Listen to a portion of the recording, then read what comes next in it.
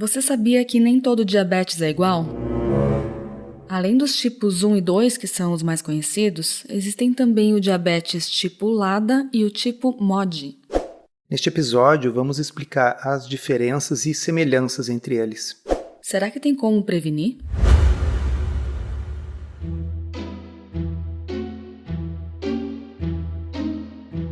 Comida sem filtro. Saúde, low carb, estilo de vida, evidências científicas e, claro, nossas opiniões.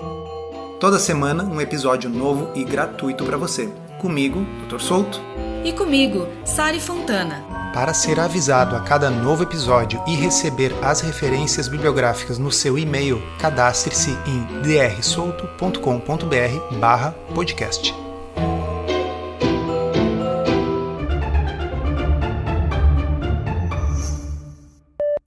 Aqui no podcast e lá no blog a gente fala muito sobre diabetes, porque é uma coisa extremamente comum, uma doença muito prevalente e que tem tudo a ver com o estilo de vida e que pode melhorar muito ou até ser colocada em remissão também com o estilo de vida. Remissão em alguns casos, né? Mas não em todos. Certamente não em todos. Então eu acho que é legal a gente começar falando do que se trata o diabetes de modo geral. Quem sabe começando pelo diabetes tipo 2, que parece ser o mais comum, né? Então, o que é diabetes? Os critérios diagnósticos do diabetes vão ser iguais para todos os tipos de diabetes, mas aí depois nós temos outros critérios que permitem classificar em tipos diferentes. O que caracteriza o diabetes é a glicose elevada. Mas como tudo na vida, tem que ter um critério, um limite bem estabelecido. O diabetes é diagnosticado quando nós temos a glicemia de jejum acima de 126 em mais de uma vez, ou qualquer glicemia acima de 200, ou quando nós temos a hemoglobina glicada, aquele exame que dá uma média da glicose nos últimos 60, 90 dias, essa hemoglobina glicada 6,5 ou mais, ou quando nós temos um teste de tolerância oral à glicose, aquele que se toma um xarope de glicose e a gente mede a glicose no sangue 2 horas depois, se essa glicose 2 horas depois ainda estiver 200 ou mais, também se tem o diagnóstico do diabetes. E isso vale para todos os tipos de diabetes. Tá, então esse é um bom começo. Quando o paciente chega no consultório, o médico olha esses exames e percebe que tem essas alterações, ele já vai conseguir dar a notícia de que a pessoa é diabética por esses critérios. Mas e a partir daí, como que se descobre qual é o tipo de diabetes? E o que muda se for um tipo ou outro? Bem, o tipo mais comum, disparado, correspondendo a 90% dos casos, é o diabetes tipo 2, aquilo que se costumava chamar antigamente de diabetes do adulto. Na verdade, o nome diabetes do adulto, infelizmente, não é adequado porque é possível ter diabetes tipo 2 ainda na infância também. E é muito importante saber o tipo de diabetes, porque isso afeta drasticamente o tipo de tratamento e o prognóstico. O diabetes tipo 2, pessoal, ele normalmente não começa no pâncreas. O pâncreas é o órgão que fabrica a insulina, então a gente tende a pensar que o diabetes é um problema no pâncreas. No caso do diabetes tipo 1, que nós vamos falar daqui a pouco, o problema é no pâncreas. No tipo 2, o problema costuma começar em outros tecidos no corpo, que se tornam resistentes à insulina. Eu vou falar aqui uma analogia que eu costumo usar em consulta e já usei aqui no podcast, que é o seguinte, para vocês entenderem o que quer dizer essa resistência. Imagine uma plantação, uma lavoura, na qual se faz a aplicação de um veneno para matar as lagartas, as pragas. E se você vai aplicando aquele veneno, chega uma hora que aquelas lagartas vão ficando resistentes ao efeito daquele veneno. Então a quantidade que você aplicava, que antes era suficiente, agora não é mais. E aí precisa aplicar doses maiores, doses crescentes daquele defensivo agrícola. Pois bem, vamos pensar no diabetes tipo 2 como uma resistência ao efeito da insulina. A quantidade de insulina que antes era suficiente para manter a glicose normal, essa quantidade agora já não é suficiente e o pâncreas precisa produzir mais insulina. às vezes 5 ou 10 vezes mais quantidade de insulina do que o normal. Esse fenômeno de resistência à insulina, ele costuma preceder o diabetes tipo 2 em muitos anos, às vezes em 10 anos ou mais. Ou seja, se você for no médico e medir a glicose e a glicose estiver normal, você já pode ter resistência à insulina e não saber. Para saber que tem resistência à insulina, vai ter que medir a glicose e a insulina ao mesmo tempo. E aí essa insulina alta na vigência de uma glicose ainda normal já indica resistência à insulina. Quando a resistência à insulina fica tão grande que o pâncreas não dá mais conta, bem, aí finalmente a glicose começa a subir. Então, o diabetes tipo 2, quando essa glicose chega a 126 ou mais, é só a culminação de um período longo de anos de resistência à insulina. E sobre resistência à insulina, a gente podia ficar horas aqui falando, mas a gente já tem outros episódios do podcast, já tem postagens. Basicamente tem a ver com o acúmulo de gordura visceral e por isso que 90% dos pacientes com diabetes tipo 2 têm obesidade ou sobrepeso. E por fim, é importante saber que chega um momento em que esse pâncreas cansa, entre aspas, de produzir tanta insulina. E aí o paciente que começou com resistência à insulina e um pâncreas normal, chega num momento em que ele passa a ter um pâncreas que produz pouca insulina. E por isso que existem alguns pacientes que têm diabetes tipo 2, mas que acabam precisando usar insulina injetável. Isso é uma fase tardia da doença. E se a gente tratar, se a gente intervir antes, a gente consegue evitar que isso aconteça. Então quer dizer que esse tipo de diabetes, o tipo 2, não é sempre uma doença crônica e progressiva? Essa pergunta é muito boa e a resposta a essa pergunta talvez fosse diferente se a gente estivesse conversando 15 anos atrás. Eu aprendi na faculdade, nos anos 90, que diabetes tipo 2 era uma doença crônica e progressiva, que começava tendo que controlar com a alimentação, depois com um remédio, 2, 3, e que fatalmente chegaria no uso de insulina. E a gente hoje sabe que isso não é verdade. Se o que causa resistência à insulina é o excesso de peso e gordura visceral, na hora que a gente reverte isso, a gente consegue muitas vezes colocar o diabetes tipo 2 em remissão ou pelo menos mantê-lo absolutamente controlado e sem progressão com ou sem medicamento.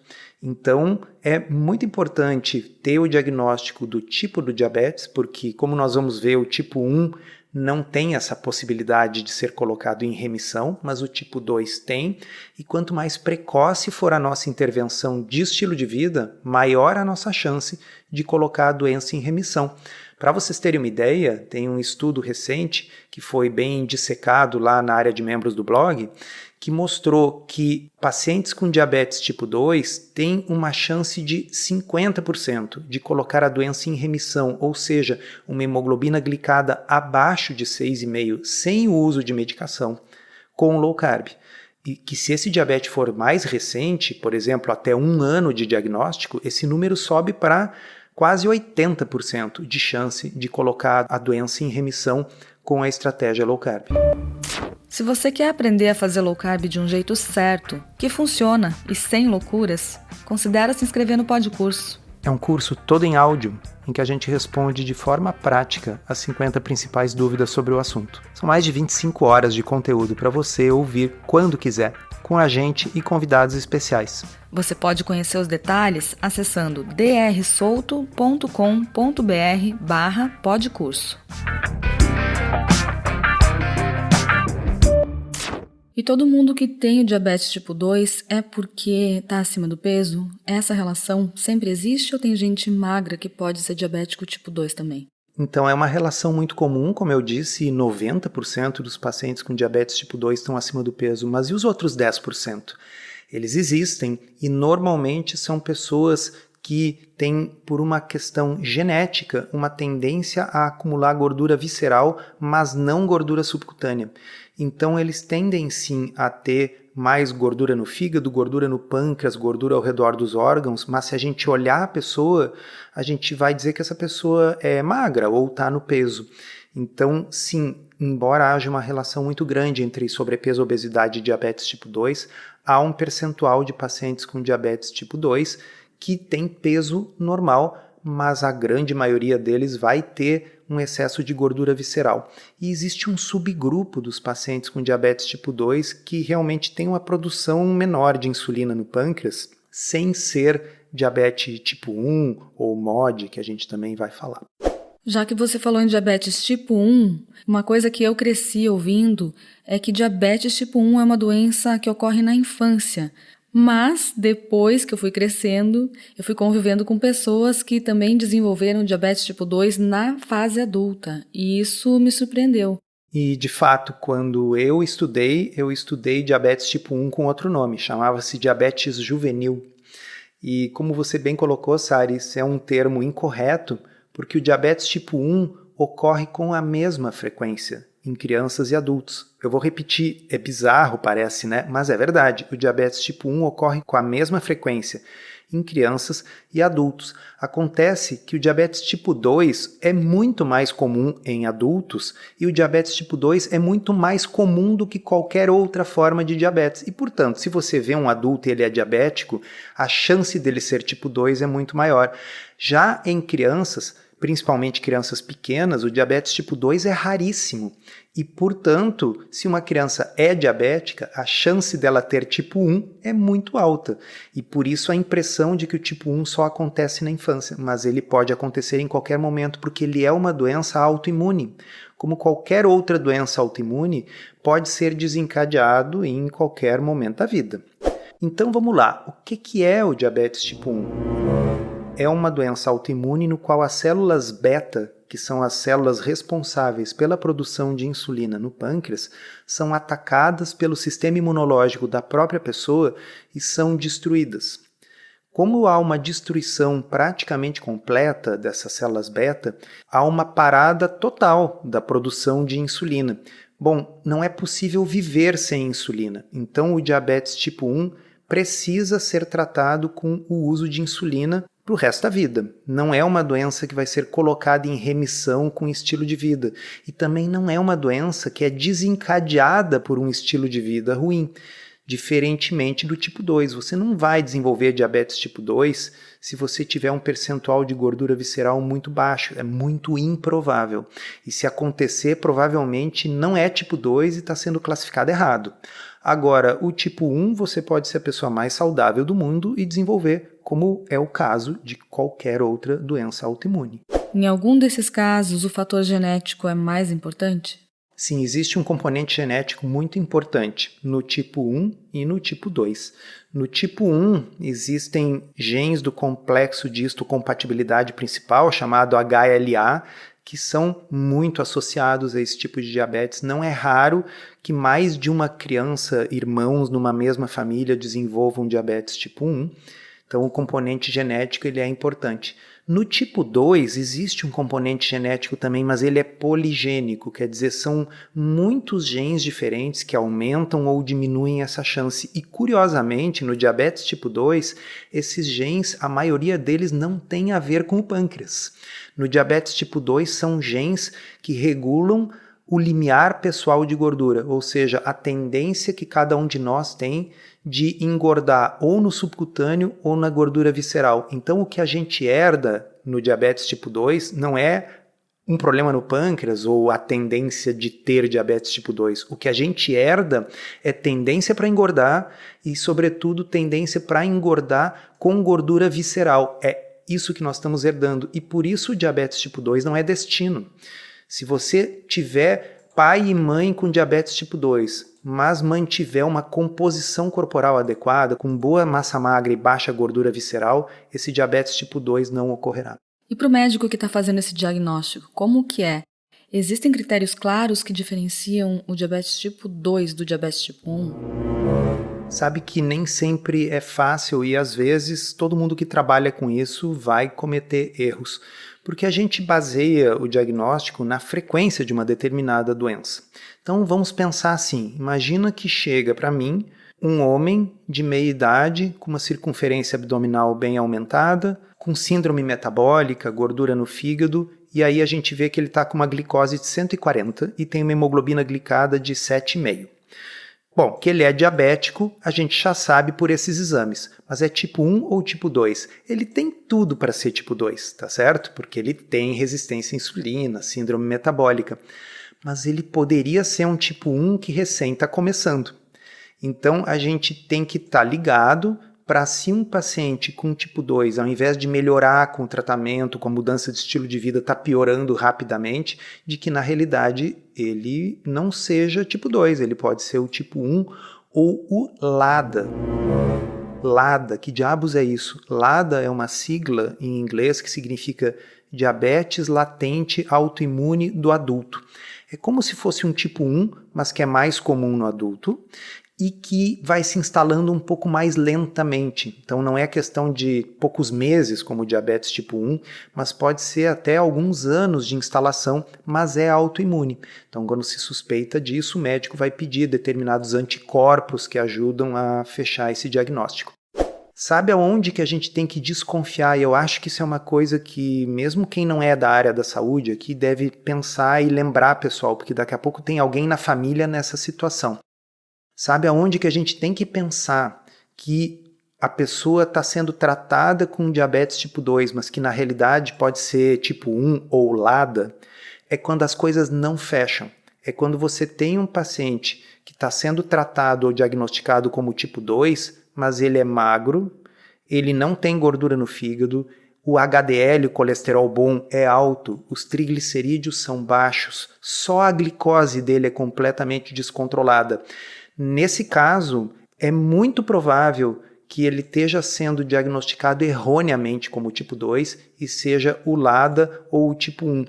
Normalmente, o endocrinologista, o diabetologista está ligado nisso aí, para eles isso é uma coisa do dia a dia, mas muitas vezes o clínico geral, o geriatra, o cardiologista que não lida com diabetes o tempo todo, pode se enganar nesse tipo de diagnóstico, então é bom que todos nós estejamos ligados nessa incompatibilidade. Sim, existem diabéticos tipo 2 magros, a gente comentou antes, mas a gente sempre tem que levantar a bandeira de que possa ser um LADA ou até um tipo 1 que está se instalando no adulto. Mas ainda existe um quarto tipo de diabetes que, não sei se eu estou certa, é o mais improvável, é o mais raro, que é o MOD? É o mais raro. O MOD, ele é um diabético monogênico. O que significa isso? Lembra quando eu falei para vocês que o diabetes tipo 2 ele é poligênico, ou seja, tem muitos genes diferentes que podem aumentar ou diminuir a chance de alguém ter diabetes tipo 2. O MOD, na realidade, é um conjunto de tipos de diabetes. A última vez que eu olhei, acho que eram 17 tipos. Tem MOD tipo 1, 2, 3, até 17, que são herdados por alteração em um único gene. Eles são bem mais raros, mas a gente tem que suspeitar deles em famílias nas quais existe uma história muito forte de diabetes, mas tem um detalhe, história de diabetes começando cedo. Começando em geral antes dos 35 anos de idade e muitas vezes em pessoas que não fecham aquele padrão do diabetes tipo 2, ou seja, obesidade, resistência à insulina, etc. Mas a pessoa pode ter obesidade e resistência à insulina, mas ter o azar de ter herdado um gene desses, então nada impede, para complicar o diagnóstico, que você tenha MOD em alguém que tem características para diabetes tipo 2.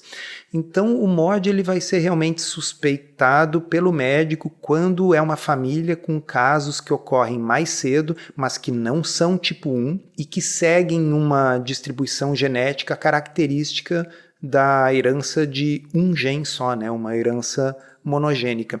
É legal saber que existe, mas é um negócio bastante específico e pouco comum. Então, recapitulando aqui, a gente já falou que o diabetes tipo 2, ele pode entrar em remissão com uma dieta baixa em carboidratos, que o diabetes tipo 1, pelo que eu entendi, ele não tem cura, né, mas ele fica mais estável e o uso de insulina é reduzido com uma dieta com menos carboidratos. Mas e esses dois diabetes LADA e MOD, eles têm alguma possibilidade de melhoria ou reversão? Bom, vamos lá. O LADA, ele é como se fosse um tipo 1 em câmera lenta. Então, o LADA, em determinado momento, vai precisar de insulina e vai ficar dependente de insulina. E o que a gente pode fazer é, com a mudança de estilo de vida, retardar esse momento. Mas se bem que alguns autores consideram que a insulinização precoce dos pacientes com LADA pode prolongar o tempo que o pâncreas deles ainda funciona. Então, o LADA ele não vai ser curado nem colocado em remissão, mas o controle, como qualquer diabetes, será muito melhor com uma dieta pobre em carboidratos. O MOD tem vários tipos, como a gente falou, então existem tipos mais brandos que podem ser praticamente colocados em remissão com o estilo de vida e tem outros tipos que evoluirão muito lentamente, às vezes para necessidade de insulinização, e aí depende do caso. O importante é se ter a noção de que todos os casos de diabetes vão ter um controle melhor com uma dieta de baixo carboidrato. O diabetes tipo 2, que corresponde à grande maioria dos casos, pode ser frequentemente colocado em remissão com low carb, ou então pelo menos melhora muito o seu controle com o uso conjunto de low carb e a medicação. O diabetes tipo 1 vai precisar sempre de insulina, porém as doses de insulina podem ser muito reduzidas em dietas de baixo carboidrato, a hemoglobina glicada fica muito melhor e a gente tem muito menos hipoglicemia. Isso é uma coisa que as pessoas se espantam, porque pensam, bom, mas com menos carboidrato não vai ter mais hipoglicemia?